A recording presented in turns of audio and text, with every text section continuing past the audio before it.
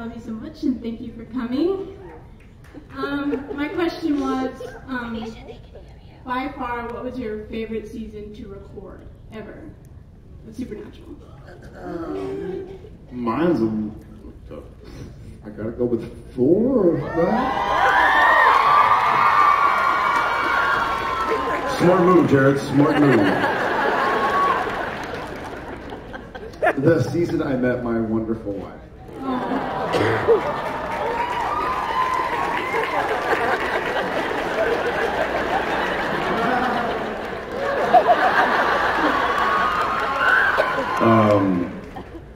Good save. Well done. The diving catch. Oh dear. I too liked 4 quite a bit. I thought there were some really strong episodes. Because you met somebody who wrangled you in. That's fair. No, I don't know. There's certainly been some highlights in almost every season, almost.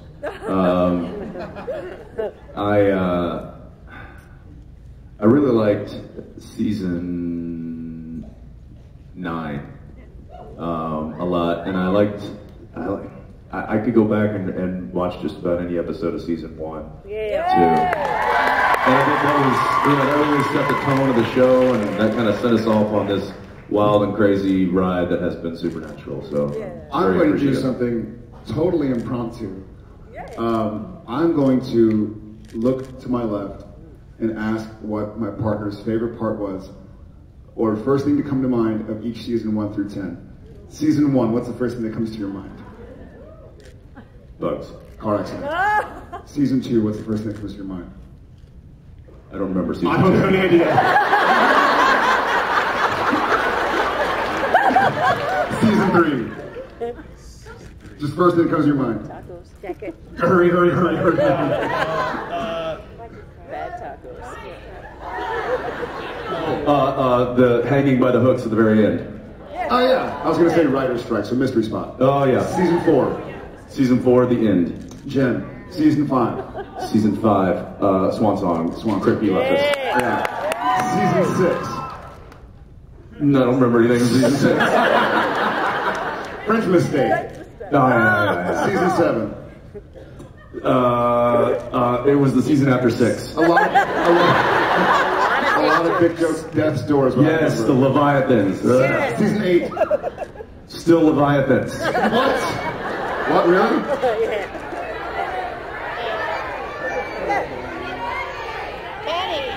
Benny. See, I was going to say Salvation. That was 8? I guess. Oh, that was 9. No. Don't argue with me.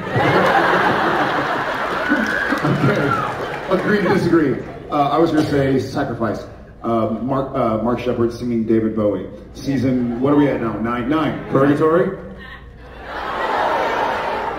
Forget you people! 9. Wait, season 9 was Gadriel, wasn't it? Yeah, you speaking in I am a pentameter. Yeah. I remember the outtake when I couldn't say that line. It was like That's happened in every season. Usually once a show. That's true. Maybe weekly. Season 10.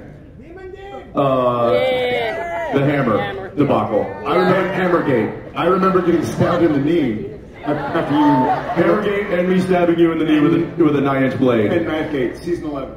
Season 11. The baby.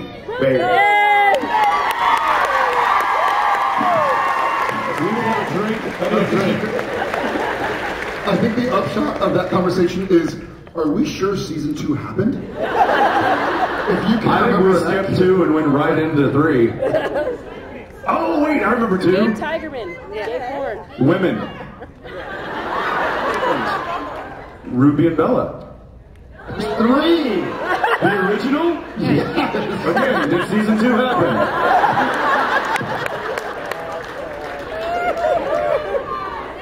I was going to say, somebody said Dave Tigerman, and that was Dave awesome. Tigerman. Bad Day at Black Rock. Was that 2? Yeah. Was 3? Season 2 All hell breaks loose? All hell breaks loose. Sidekicks. That's what it is. Joe. You getting stabbed in the back by Aldous. Yes. And had the scene building the apocalypse on stage. You dead on the bed in the scene where I had to say I'm sorry. Like Dean had to say I'm sorry, and you had to hold your breath. And I took as long as I could because I wanted to see if I could get you to pass out. I always knew you were milking it. Yep. Oh yeah, buddy.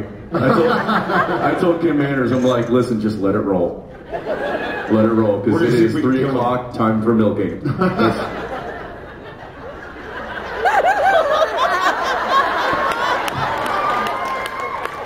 If I had a nickel. Just lost Kmart on that one. Thank you. Thank you. Very much. Sorry, guys. Thanks. I want to go back and see what our answers were. Hi. Hey, brother. I'm like embarrassed now. I'm gonna do better next time, and then we're gonna have a little like Jeopardy music going, and it's gonna be okay. Hi. Hello.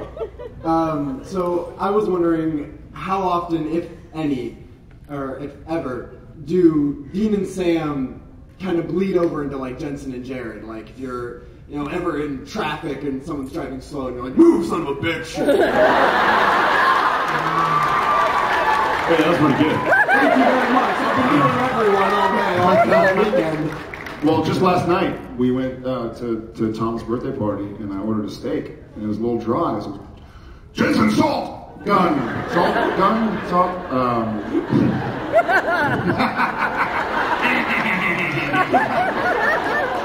That's a good question. Sure, come on. I would say it's probably more likely for Jensen and Jared to cross over into Dean and Sam than it would be the opposite. But there have been times. I think I've said this once before that there's sometimes when I get called out by my wife, she's like, "Don't talk like Dean. Don't use that voice up in here." And then there's other times where she's like, "Do it like Dean."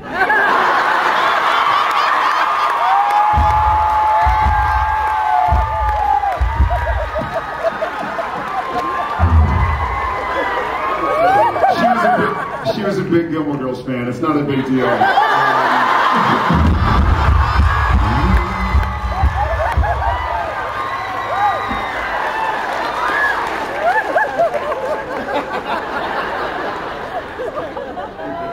We don't talk about it a lot, guys.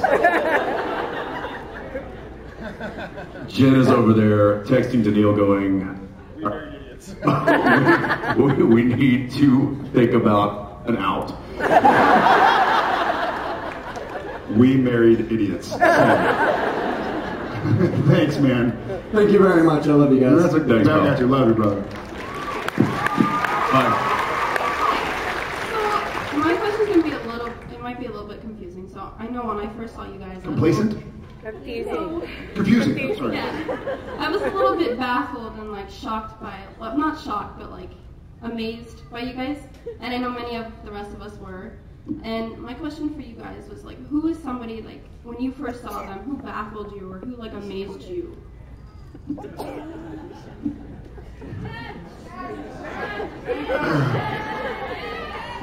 Yes, Jen, but also Eddie Vedder.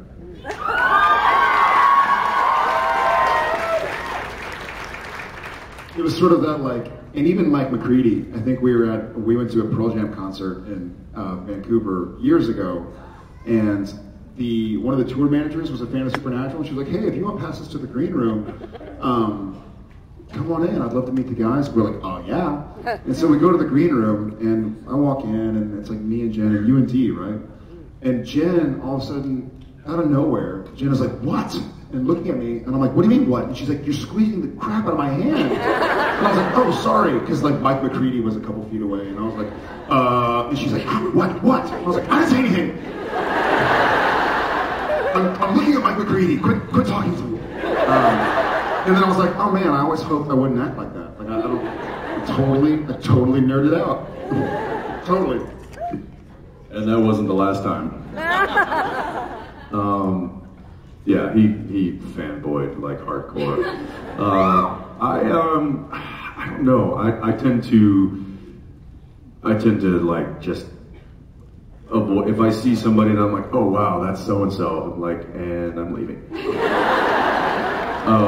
I do remember, however, there was I was in a restaurant in LA. It was a very small Italian restaurant, and it's basically just a square, like a very small square, not much bigger than this stage. And there's maybe 12 to 15 tables, and that's it.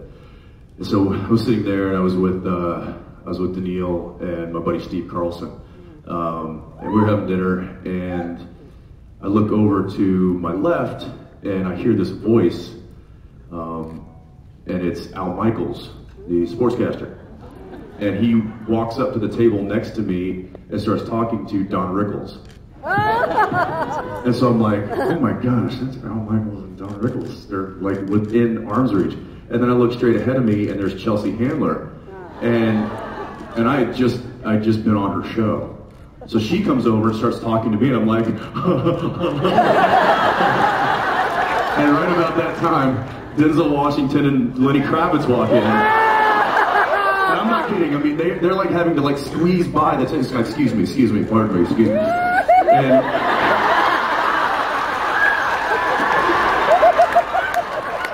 smells good, doesn't it?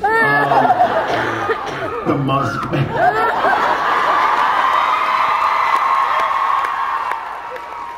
Hashtag blame the musk.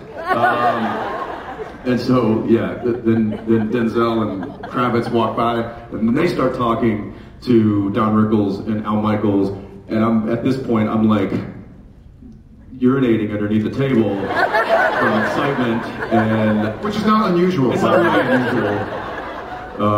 So luckily, I was able to, Daniil, I think, said, calm down. I'm like, I can't. I'm sorry. This is too much, too close. Daniil said, quit crying. Calm down. Well, she said that until she saw Kravitz, and then I had to pull her, and I had to tackle her, actually. So, yeah, that's one that comes to mind. Yeah. Thank you. Point of that story, don't ever go to Giorgio Baldi's. That's the name of the restaurant. Because there's pee under the table.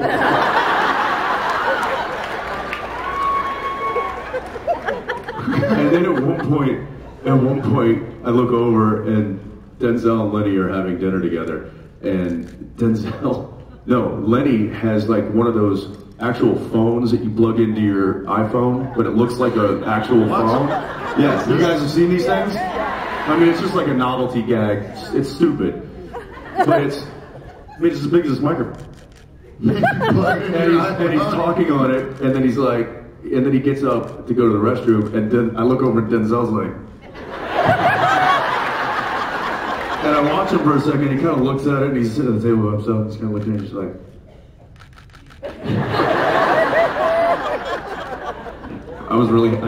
I caught that little moment. I was happy about it. But that's like a 20-second long moment. Did you turn away? No, I was like this. Is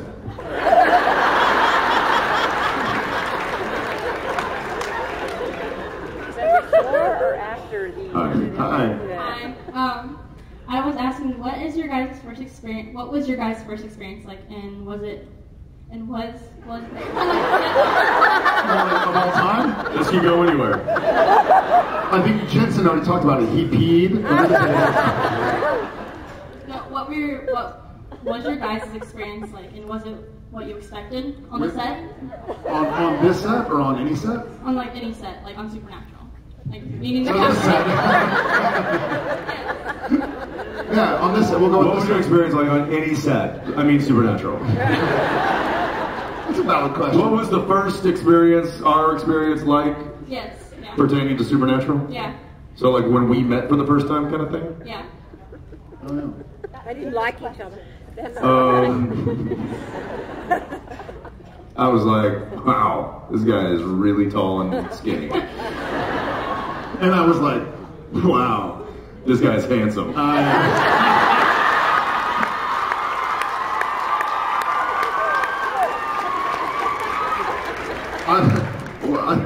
Maybe I didn't read the script right. I thought I was supposed to have a brother.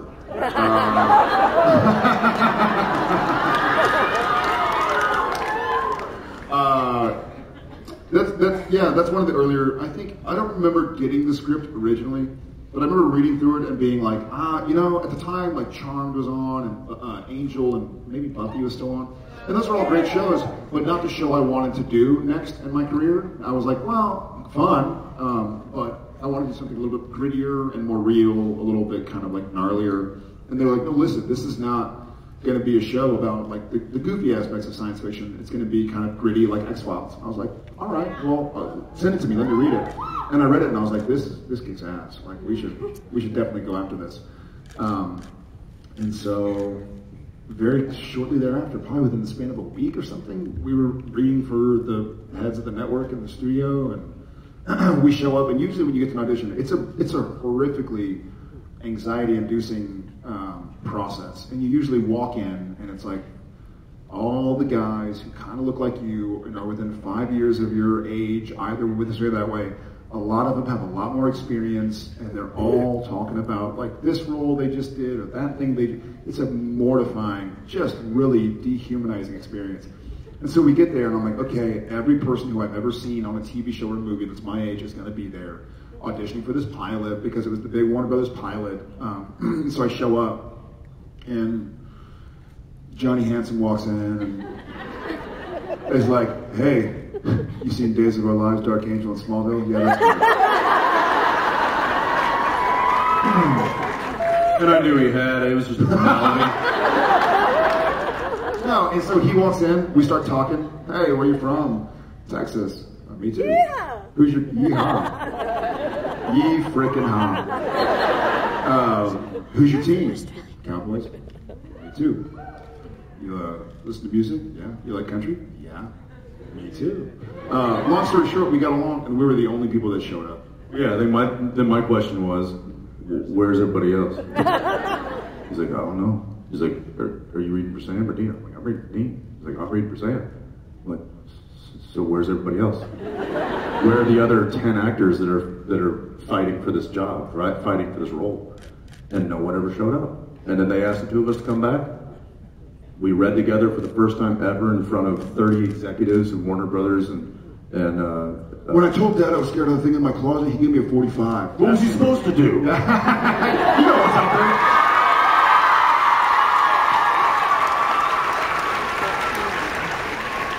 In actuality, it was, what was he supposed to do? Here's this. He gave me 45. What was he supposed to do? Yours up there. Thank you. Oh, yes, thank you.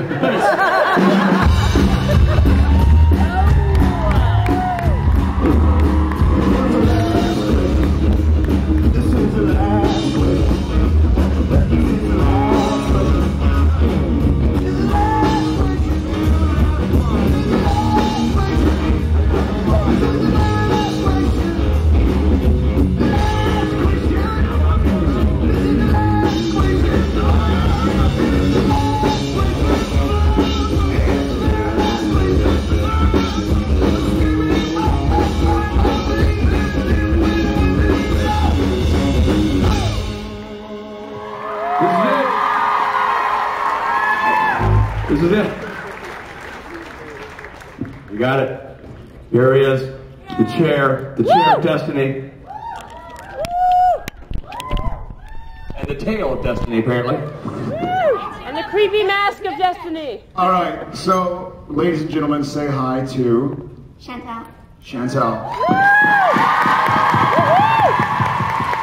Chantal, Where is your? Oh, yes. Where are you from first? Let's get the pleasantries out of the way. Place called Hydewide that nobody's ever heard of, but it's famous for first. Oh, nice. Hydewide. We all know that. Hydewide? I've never heard of it. Nobody has. Vacation places.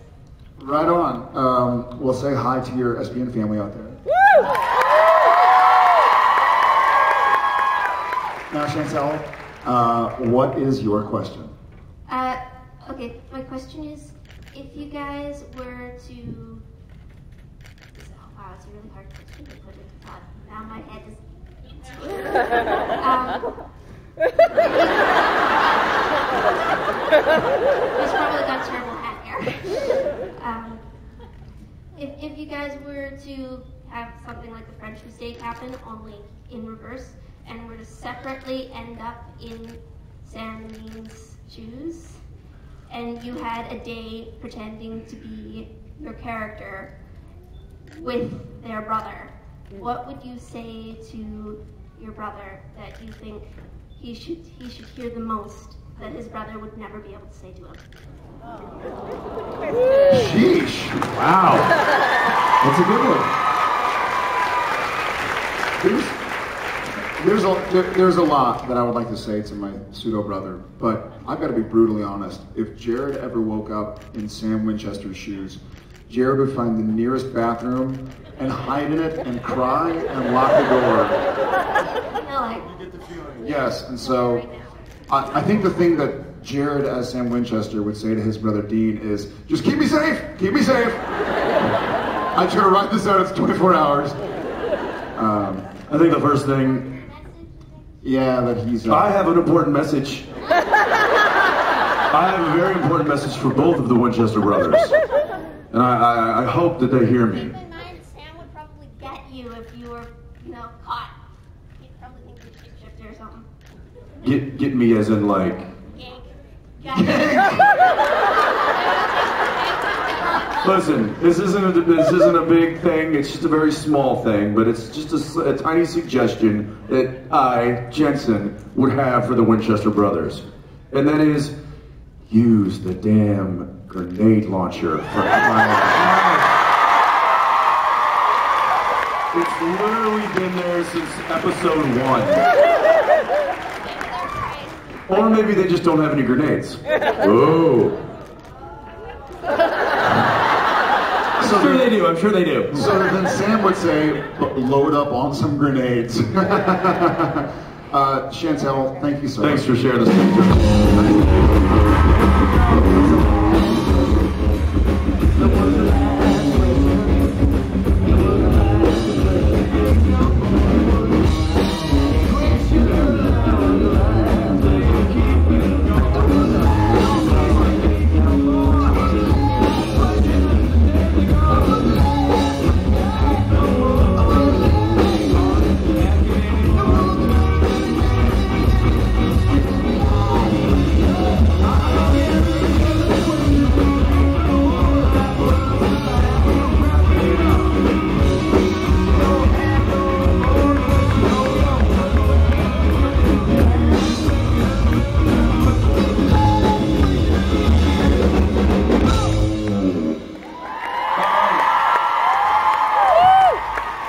How'd it go, boys? How'd they treat you?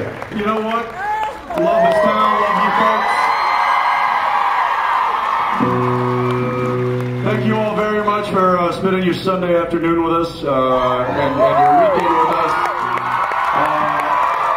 We feel a lot of love in the room, and we hope you feel it back. So again, we hope to see you again sometime soon. Thank you again. Ladies and gentlemen, Tom Padalecki, Jeff Padalecki,